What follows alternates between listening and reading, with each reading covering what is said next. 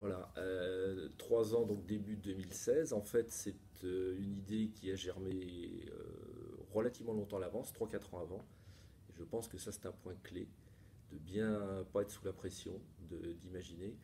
J'arrivais à un tournant où il y avait des décisions à prendre fortes, à savoir qu'on avait des questions d'échelle, et donc il fallait que l'on passe à une échelle plutôt nationale, et j'avais deux options, où je m'en occupais, et là ça me prenait 3 à 5 ans, où je cherchais du partenariat extérieur pour monter ce challenge.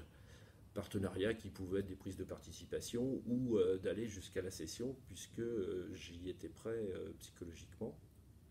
On a fait une recherche pas forcément hyper étendue, plutôt très ciblée, de quelle typologie d'entreprise on pouvait approcher, entreprises avec qui nous imaginions pouvoir partager des valeurs, des ambitions, sachant que lorsque, comme moi, on a créé son entreprise de toutes pièces, on était entre 80 et 90 personnes, on n'a pas envie de dire qu'après nous, ce sera la fin du monde.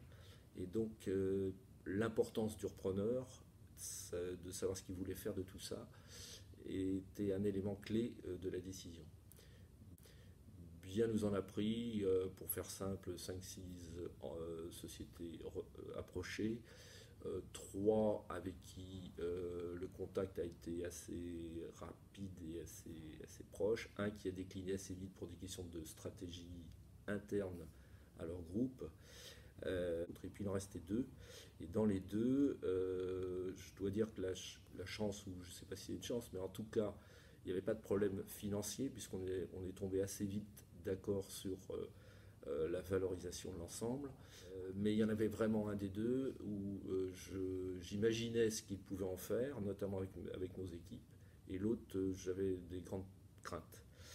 Et bien m'en a pris. D'abord, donc, à l'époque, donc, j'ai cédé à un homme, je dirais d'abord, David Pouyanne, qui est le patron de ce qui s'appelait le groupe DPG, qui aujourd'hui est devenu Essor, le groupe Essor,